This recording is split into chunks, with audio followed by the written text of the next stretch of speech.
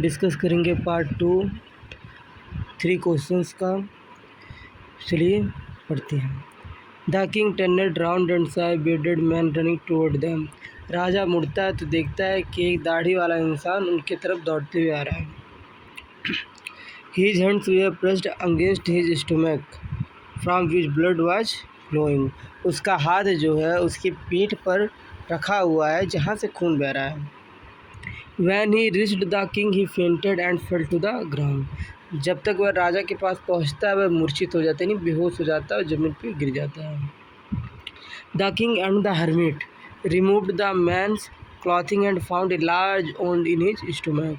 राजा और साधु दोनों जब आदमी का कपड़ा हटाते हैं तो देखते हैं उसके पेट पे बहुत बड़ा घाव है, जख्म है। The king washed and covered it with his handkerchief, but the blood would not stop flowing। राजा क्या करता है, उसके घाव को धोता है और वहाँ पे अपनी दस्ती से यानी हैंकरचीफ से उसको बांध देता है लेकिन उसका खून नहीं रुकता है। The king redressed the wound until at last the bleeding stopped। और राजा ऐसा तब तक दोहराता रहता है जब तक कि उसका खून रुक नहीं जाता। The man felt better and asked for something to drink. आदमी अच्छा महसूस करता है और पीने के लिए कुछ मांगता है। The king brought fresh water and gave it to him. राजा पानी लाता है और उसको दे देता है। By this time the sun had set and the air was cool. अब यह शाम का समय हो चला था और जो हवा था वह बहुत ठंड हो गया था। The king with the hermit's help carried the wounded man into the hut and laid him on the bed. राजा साधु की सहायता से जख्मी व्यक्ति को झोपड़े के अंदर ले जाता है, उसे बेड पर लिटा देता है। The man closed his eyes and ले क्वाइट। आदमी अपनी आंखें बंद करके सो जाता है। The king tired by his walk and the work he had done lay down on the floor and slept through the night। राजा साधु की झोपड़ी तक चल के ही जैसे आया था तो चलने के कारण और डिगिंग भी किया और आदमी का मरहम पट्टी भी किया, तो इतना सब कुछ करके वह थक गया था और वह ज़मीन पर ही वहीं लेट गया और पूरी रात सोया रहा। When he awoke it was several minutes before he could remember where he was or who the strange bearded man lying on the bed। जब राजा उठता है तो उसको उठने के कुछ देर ही बाद होश आता है कि वह bearded मैन कौन था और वह कहाँ था। Forgive me said the bearded man in a weak voice when he saw that the king was awoke। अब जो राजा में उठते ही हैं लेकिन वह क्या देखते हैं, जो bearded मैन था जख्मी व्यक्ति वह इंतज़ार कर रहा था कि राजा कब उठे। जब वह देखता है राजा उठ गए तो वह उनसे क्षमा मांगता है। I do not know you and have nothing to forgive you for said the king। राजा कहते हैं मैं तुम्हें नहीं जानता और यहाँ पर ऐसा कुछ बात भी नहीं जिसके कारण तुम मुझसे माफ़ी मांगो। You do not know me but I know you। आप मुझे नहीं जानते लेकिन मैं आपको जानता हूँ। I am that enemy of yours who swore revenge on you because you put my brother to death and seized my property। तो आदमी कहता है मैं आपका शत्रु हूँ और मैं अपना बदला लेने आया था आपको मार के, क्योंकि आपने मेरे भाई को मार दिया था और मेरी जो प्रॉपर्टी थी यानी संपत्ति था, ज़मीन जायदाद था, सबको आपने सीज कर दिया था। I knew you had gone alone to see that the hermit and I made up my mind to kill you on your way home. और मैं जानता था कि आप साधु से मिलने अकेले जाएंगे, तो मैंने योजना बनाई थी कि जब आप वापस घर की तरफ लौटेंगे तो मैं आपको मार दूंगा। But the day passed and you did not return. लेकिन दिन बीतता गया, आप वापस नहीं लौटे। So I left my hiding place and I came upon your bodyguard who recognise me and wounded मी। इसलिए मैं जहाँ छुपा था वहाँ से बाहर निकल गया और जैसे मैं बाहर निकला आपके जो अंगरक्षक थे उन्होंने मुझे पहचान लिया और मुझे जख्मी कर दिया। I escaped from him but I should have died if you had not dressed my wound। मैं वहाँ से भाग निकला लेकिन मैं जीवित नहीं बचता अगर आपने मेरा मरहम पट्टी ना किया होता। I wish to kill you and you have saved my life। वह आगे कहता है कि मैं आपको मारना चाहता था लेकिन आपने मेरा जीवन बचाया। Now if I live, I will serve you as your most faithful servant and will order my son to do the same. Forgive me.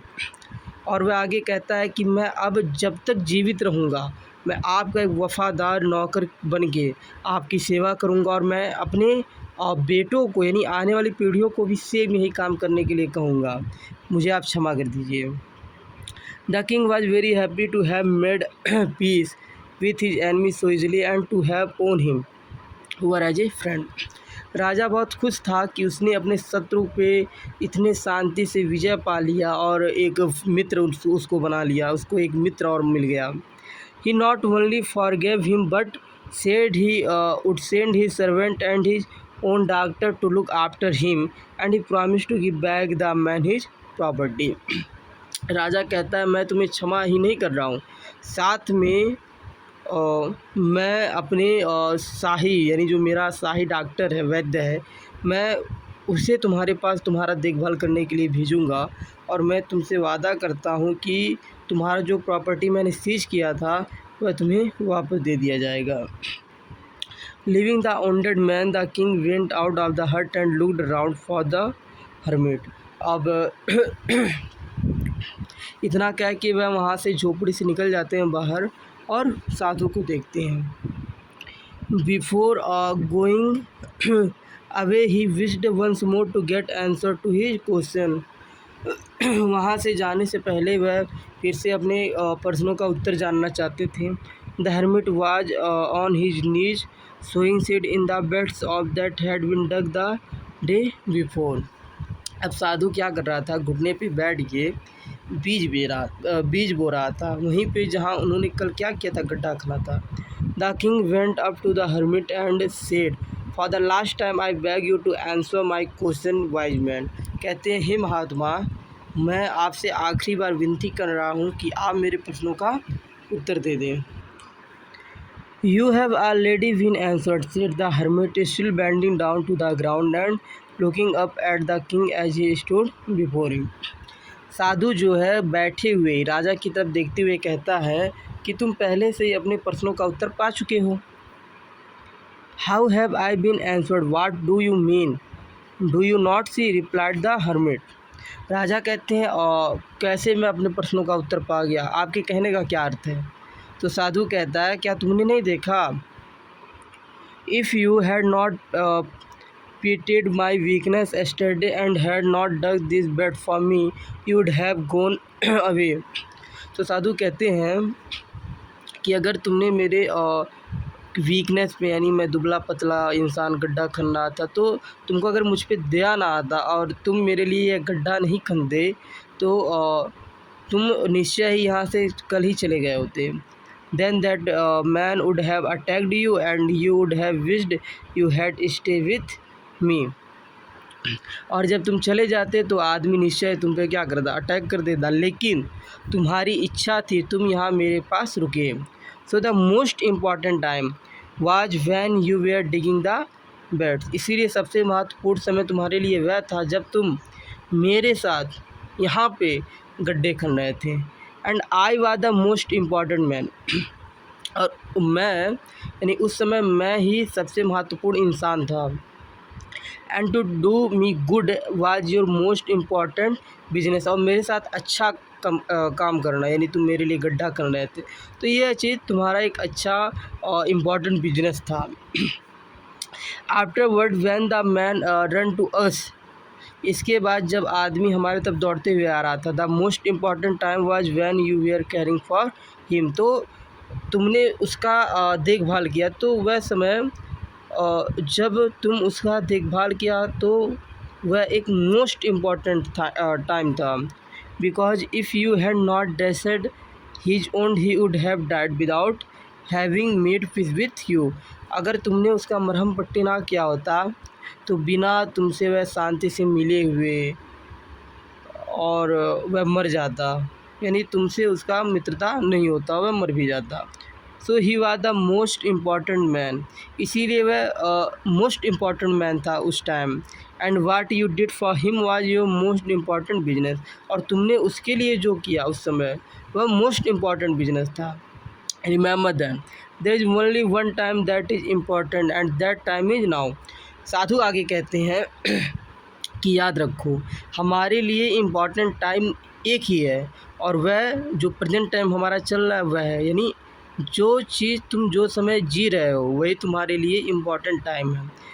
और आगे कहते हैं it is the most important time because it is the only time we have in power to act, और यह इसलिए most important time है क्योंकि हम प्रेजेंट टाइम में ही कुछ वर्क कर सकते हैं, चाहे वह बिगाड़ना हो बनाना हो, यानी जो चीज़ हम करते हैं वह प्रेजेंट टाइम में करते हैं। तो मोस्ट इम्पॉर्टेंट टाइम हमारा क्या है, नाउ, यानी जो समय चल रहा है वह।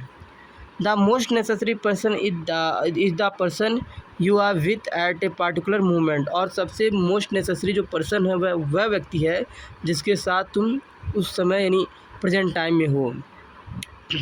For no one knows what will happen in the future, कोई भी नहीं जानता है कि भविष्य में क्या होगा। And whether we will meet anyone else, और हम कब कहाँ किसी से भी मिल जाएं। The most important business is to do that person good, और जो आदमी जो हमारा मोस्ट इम्पॉर्टेंट बिजनेस है वह यह है कि हम जिस भी व्यक्ति के साथ अच्छा करते हैं। Because we are sent into this world for that purpose alone, और वह कहते हैं आगे कि हम इसी उद्देश्य से इस पृथ्वी पर भेजे गए हैं।